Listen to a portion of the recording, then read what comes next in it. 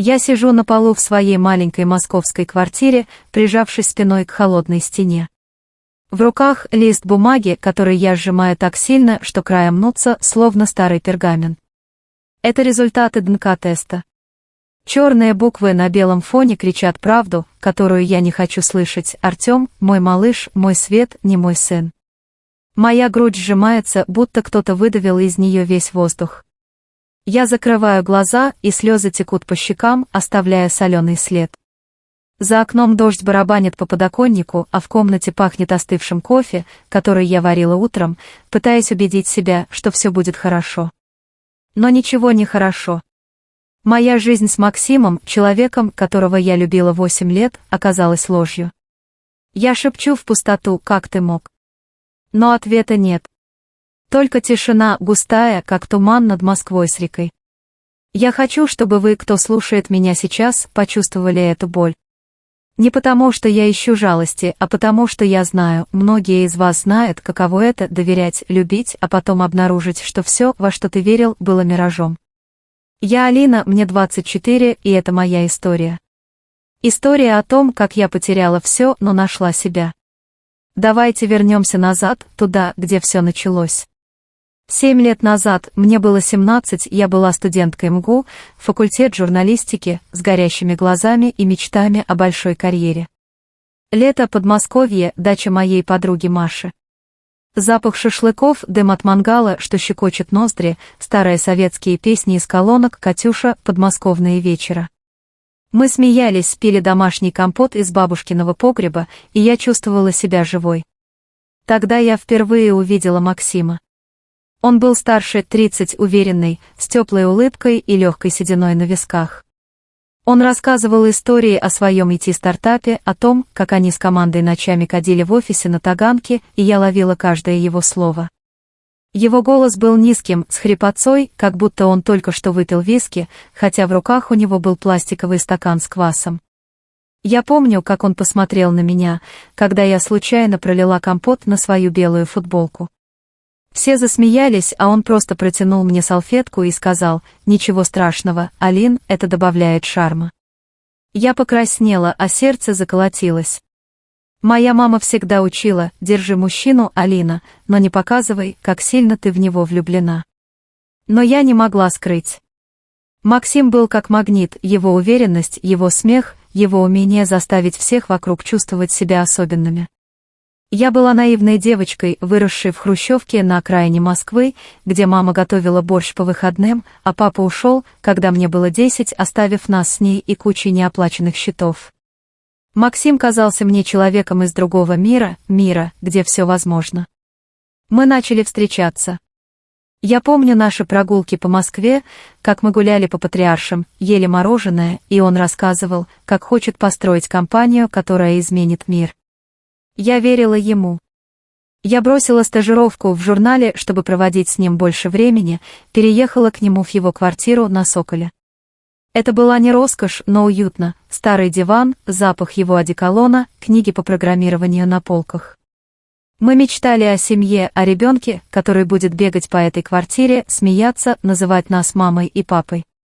Я представляла, как мы едем на дачу, как он учит нашего сына кататься на велосипеде, а я готовлю пирожки, как моя мама. Но уже тогда были тени. Максим часто задерживался на работе, его телефон был всегда на беззвучном. Я замечала, как он переписывается с кем-то, пряча экран. Однажды ночью я услышала, как он шептался по телефону, думая, что я сплю. «Лена, не сейчас», — сказал он, и мое сердце замерло. Лена была его подругой, коллегой, как он говорил. Она просто помогает с проектом, отмахивался он, когда я спрашивала. А я верила. Или заставляла себя верить. Потому что иначе пришлось бы признать, что я, девочка, которая клялась никогда не быть слабой, как мама, позволила себя обмануть. Еще был его дед. Он умер за год до нашей встречи, оставив Максиму наследство 30 миллионов рублей от продажи земли под Рязанью. Максим редко говорил об этом, но я знала, что эти деньги были его подушкой безопасности. Он обещал, что мы используем их для нашего будущего: дом, путешествия, образование для наших детей. Я не думала о деньгах, мне было важно, чтобы он был рядом. Но иногда, когда он смотрел на меня, я чувствовала холод. Как будто он видел не меня, а что-то другое, план, цель, которую я не понимала. Я сижу на полу, сжимая этот проклятый лист с результатами теста и думаю, как я могла быть такой слепой. Запах дождя за окном смешивается с запахом моего кофе, который я так и не допила. Я вспоминаю, как гладила живот, когда была беременна Артемом, как шептала ему, что мы будем счастливы. Я любила его еще до того, как он родился. И теперь, когда я знаю, что он не мой, я все равно люблю его. Но Максим украл у меня не только правду, но и мою веру в любовь. Я вытираю слезы и смотрю на свое отражение в темном окне. Там девушка, которая все еще хочет верить в добро. И я обещаю себе, что не сдамся. Не ради него, не ради Артема, а ради себя. Потому что я заслуживаю правды. И я найду ее, даже если это разобьет мне сердце. Я стою у окна нашей квартиры на Соколе, прижимая ладонь к холодному стеклу. За окном Москва шумная, неугомонная, с ее бесконечными огнями и пробками. А внутри меня тишина такая тяжелая, что кажется, она может раздавить. Я пытаюсь вспомнить, когда все начало рушиться, когда первые трещины пробежали по нашей с Максимом жизни. Наверное, это было после свадьбы. Или, может, трещины были всегда, а я просто не хотела их видеть. Я Алина, мне 24, и это вторая часть моей истории, история о том, как я узнала, что любовь может быть ловушкой. Наша свадьба была 3 года назад. Мне было 21, я только закончила МГУ, полная надежд и веры в будущее. Мы расписались в ЗАГСе на Тверской, а потом сняли небольшой ресторанчик в центре. Помню запах жареной утки, мамины слезы, ее шепот: «Алина, будь счастлива, дочка». Я была в простом белом платье, невеста из мечты, а Максим смотрел на меня так, будто я его весь мир. Но теперь, оглядываясь назад, я понимаю, в его глазах была не любовь, а расчет. Как я могла не заметить? После свадьбы мы поселились в его квартире. Я старалась быть идеальной женой, готовила борщ, как учила мама, стирала его рубашки, пахнущие его одеколоном, горьким, с ноткой сандала. Но Максим стал отдаляться. Он возвращался домой поздно, ссылаясь на встречи с инвесторами для своего стартапа. Его телефон теперь всегда был запаролен, а когда я спрашивала, он отмахивался: «Алин, не драматизируй, это просто работа». Но я чувствовала, что что-то не так. Однажды, роясь в его пиджаке в поисках ключей, я нашла чек из ювелирного магазина, кольцо за 200 тысяч рублей. Я никогда не видела этого кольца. Моя грудь сжалась, как будто кто-то ударил меня под дых. Может, это сюрприз. Уговаривала я себя, но внутри уже росло сомнение. Тогда же появилась Лена. Она была его коллегой, как он говорил, но ее звонки стали слишком частыми. Я слышала, как он шептался с ней по ночам, думая, что я сплю. «Лена, все под контролем», — говорил он, и я лежала, уставившись в потолок, пытаясь убедить себя, что это просто бизнес. Но однажды я увидела сообщение на его ноутбуке, которое он забыл закрыть: «Макс, надо ускорить план с наследством». Наследство — 30 миллионов рублей, которое он получил от деда. Я почувствовала, как пол уходит из-под ног. Я хотела спросить, но побоялась.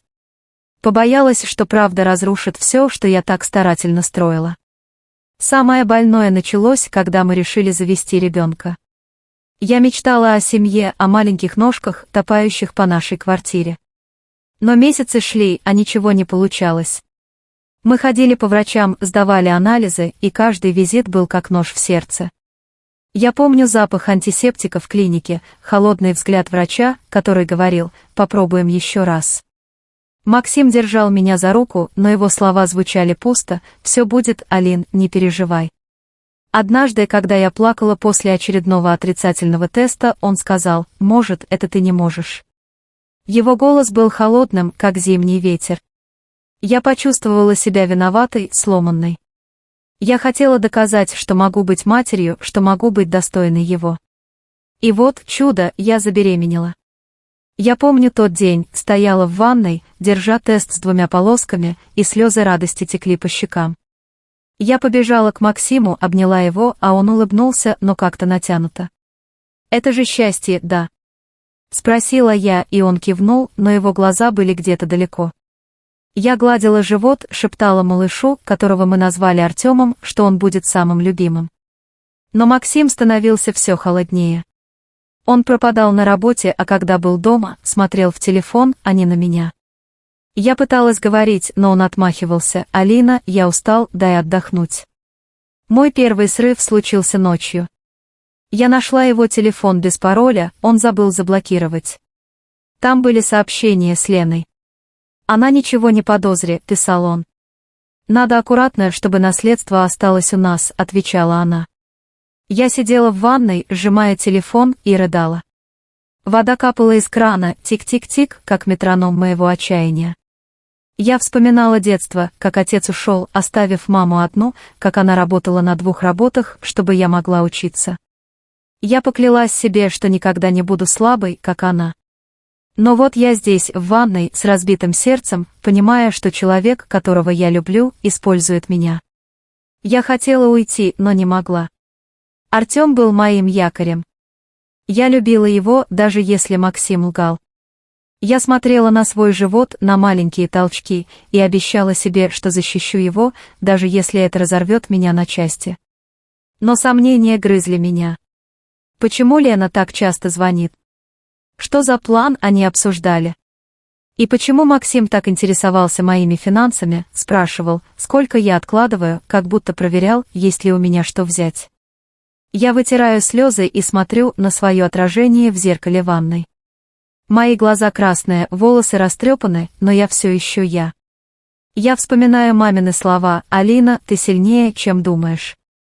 И я решаю, что не сдамся. Я начну копать, искать правду, даже если она меня уничтожит. Потому что я заслуживаю знать, за что боролась все эти годы. За окном Москва продолжает жить своей жизнью, машины гудят, дождь стучит по крышам. А я стою, держа телефон с их переписками, и понимаю, это только начало моего пути. Я сижу в кафе на Арбате, сжимая в руках чашку остывшего чая. За окном прохожие спешат под зонтами, а я жду, пока курьер принесет конверт, который изменит все. Внутри меня буря, страх, гнев, надежда, все смешалось, как краски на палитре. Я Алина, мне 24, и это 3-я часть моей истории, момент, когда я узнала правду и решила бороться. Это история о том, как я перестала быть жертвой и начала отстаивать себя, даже когда мир вокруг рушился. Все началось с того проклятого ДНК-теста. Я заказала его тайно, когда подозрения о Максиме и Лене стали невыносимыми. Я не могла больше игнорировать их переписки, его холодность, его вопросы о моем наследстве. Я любила Артема, моего малыша, всем сердцем, но что-то внутри шептало: «Проверь». Я отправила образцы в лабораторию, и теперь, сидя в этом кафе, я жду результатов. Официантка, милая девушка с веснушками, спрашивает: «Все в порядке?» Я киваю, но мои руки дрожат. Конверт приходит, и я открываю его, чувствуя, как сердце падает в пропасть. Черные буквы подтверждают худшее: Артем не мой сын. Я закрываю глаза, и слезы текут по щекам, оставляя горячий след. Запах кофе в кафе смешивается с запахом дождя, и я шепчу: «Как ты мог, Максим?» Но слезы не останавливают меня. Я понимаю, что плакать не выход. Я звоню Кате, моей подруге детства, которая теперь работает юристом. Мы встречаемся в ее офисе на Новослободской. Запах старых книг и бумаги, стук ее каблуков по паркету — все это успокаивает меня. Я рассказываю ей все о Максиме, о Лене, о наследстве, о ДНК-тесте. Катя слушает, ее глаза серьезные, но теплые. «Алина, мы разберемся», — говорит она, и я верю ей. Она предлагает собрать доказательства, и я соглашаюсь, хотя внутри меня все кричит: «А что, если я не готова к правде?» Мы начинаем копать.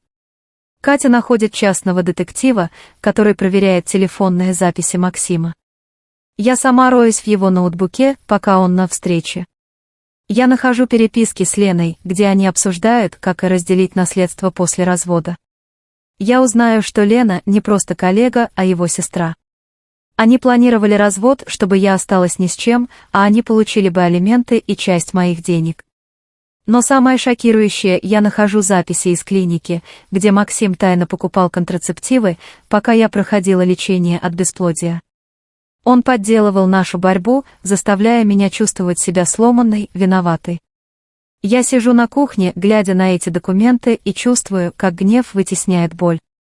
Запах его одеколона на рубашке, которую я держу, теперь кажется мне ядом. Я решаю защитить себя. У меня есть сбережения, 2 миллиона рублей, которые я откладывала с первой работы. Я перевожу их на счет моей сестры Юли, чтобы Максим не добрался. Катя помогает оформить это юридически, чтобы все выглядело как подарок. Я чувствую себя шпионом в собственной жизни, но это придает мне сил. Я больше не та наивная девочка, которая верила в сказки. Самый тяжелый удар приходит, когда детектив выясняет, что у Максима был роман с его боссом, Олегом, женатым мужчиной, директором их IT-компании. Олег – настоящий отец Артема. Я сижу в машине, припаркованной у дома, и смотрю на звезды через лобовое стекло. Я не плачу. Я просто чувствую пустоту. Человек, которого я любила, использовал меня, чтобы скрыть свою ложь. Он не просто изменял, он строил целую схему, чтобы разрушить мою жизнь ради денег и свободы. Мы с Катей готовимся к суду. Она собирает доказательства, переписки, финансовые выписки, записи из клиники. Я нахожу смелость встретиться с женой Олега, Мариной. Мы сидим в кафе на Красной Пресне, и я рассказываю ей все. Она слушает молча, ее руки сжимают салфетку, пока та не рвется. Я знала, что он врет, но не думала, что настолько, говорит она. Ее голос дрожит, но в нем есть сталь. Она решает подать на развод, и я чувствую странное облегчение, я не одна в этой боли. Судебный процесс, как сцена из фильма. Холодный зал, запах старых папок, стук молотка судьи. Я стою рядом с Катей, мои ладони влажные, но я держу голову высоко. Мы представляем доказательства, переписки, где Максим и Лена планируют развод, выписки из клиники, подтверждающие его обман, результаты ДНК-теста. Максим сидит напротив, его лицо бледное, глаза бегают. Он пытается что-то сказать, но его адвокат останавливает его. Судья, женщина с усталыми глазами, выносит решение. Олег признается отцом Артема, он обязан платить алименты. Максима обязывают покрыть мои юридические расходы. Наследство остается у меня, потому что я защитила его заранее. Я смотрю на Максима, но не чувствую ничего, ни гнева, ни жалости. Только пустоту. Когда я выхожу из суда, дождь прекратился. Воздух пахнет мокрым асфальтом, и я вдыхаю глубоко, словно впервые за годы. Я свободна. Но эта свобода горькая. Я думаю об Артеме, о том, как он улыбается, когда я пою ему колыбельную. Он не мой по крови, но он мой по любви. И я знаю, что буду бороться за него, даже если это значит отпустить его к другой жизни. Я иду по улице, чувствуя, как Москва обнимает меня своими шумными переулками. Я не сломалась. Я стала сильнее. И я знаю, что правда, которую я нашла, это только начало. Впереди еще путь, но теперь я иду с открытыми глазами, зная, что заслуживаю большего, чем ложь. Я стою на балконе своего нового лофта в центре Москвы, держа в руках кружку с горячим кофе. Утренний город просыпается, где-то гудят машины, вдалеке звенит трамвай, а воздух пахнет свежей выпечкой из булочной внизу. Я вдыхаю этот запах и впервые за долгое время чувствую, что дышу свободно. Моя жизнь, которая еще недавно была похожа на разбитое стекло, начинает складываться в новую мозаику. Я Алина, мне 24, и это последняя часть моей истории, история о том, как я нашла себя после предательства, как научилась прощать и двигаться дальше. После суда все изменилось. Максим, человек, которого я когда-то любила, рухнул, как карточный домик. Я узнала от знакомых, что он уехал к родителям в маленький городок под Тулой. Он потерял работу в IT-компании, его репутация была уничтожена, и теперь он работает за минимальную зарплату в местном магазине электроники. Я представляю его там, в тесной комнатушке, среди старых телевизоров и проводов, с той же улыбкой, которая когда-то очаровала меня. Но теперь я не чувствую злости. Не чувствую даже удовлетворения. Только легкую жалость, как будто смотрю на незнакомца, чья жизнь пошла под откос. Я думаю о карме, о том, как жизнь сама расставила все по местам. Олег, настоящий отец Артема, тоже заплатил свою цену, его жена Марина подала на развод, забрав их общий бизнес и квартиру. Он остался с алиментами и пустыми руками. А я? Я начала все с нуля. После суда я продала нашу старую квартиру на Соколе, слишком много воспоминаний, слишком много боли. Я купила этот лофт в районе Хамовников, светлый, с высокими потолками и большими окнами. Я помню, как впервые вошла сюда, пахло свежей краской, а полы скрипели под ногами. Я поставила на подоконник горшок с фиалкой, повесила на стены фотографии из детства, я с мамой на даче, с сестрой Юлей на катке. Это было мое пространство, мое убежище. Я начала украшать его, купила мягкий плед, пахнущий лавандой, и маленькую колонку, из которой теперь по вечерам льется джаз. Впервые за годы я почувствовала, что дом — это не просто стены, а место, где я могу быть собой. Я вернулась к работе. После свадьбы с Максимом я забросила свою карьеру, но теперь я снова в маркетинговом агентстве. Мой начальник, добродушный дядька с бородой, сказал: «Алина, ты всегда была звездой, просто забыла об этом». Я получила повышение, теперь я руковожу проектами для крупных клиентов. Помню, как сидела в офисе на Таганке, подписывая контракт с новым брендом, и почувствовала гордость. Не за деньги, а за то, что я сделала это сама. Мои коллеги шутили: «Алина, ты как феникс, восстала из пепла». И я смеялась, но внутри знала, они правы. Летом я поехала в Петербург. Я гуляла по Невскому, ела пирожки в пышечной, смотрела на развод мостов. Ночной ветер пах рекой, и я чувствовала себя свободной. Я стояла у Невы, слушая, как вода плещется о гранит, и думала: я справилась. Это было не просто путешествие, это был мой способ сказать миру, что я больше не жертва. Я начала вести дневник, записывая все: боль от предательства Максима, детские воспоминания о папе, который ушел, о маме, которая поднимала меня одна. Я писала о том, как боялась быть слабой, как винила себя за то, что позволила Максиму использовать меня. И с каждой страницей я училась прощать не его, а себя. За то, что была слишком наивной, слишком доверчивой. И вот, в один из вечеров я встретила Илью. Это было случайно, в книжном на Тверской. Я искала новый роман, а он спросил, читала ли я Пелевина. Его голос был мягким, с легкой хрипотцой, а глаза теплыми, как утренний кофе. Мы разговорились, и я поймала себя на мысли, что смеюсь впервые за месяцы. Илья — архитектор, он рассказывал о своих проектах, о том, как мечтает построить дом с видом на лес. Мы не спешим, не называем это любовью, но когда он берет меня за руку, я чувствую тепло, которого не было с Максимом. Он уважает мою силу, но видит и мою уязвимость. И это как глоток воздуха после долгого погружения. Артем. О нем думать больнее всего.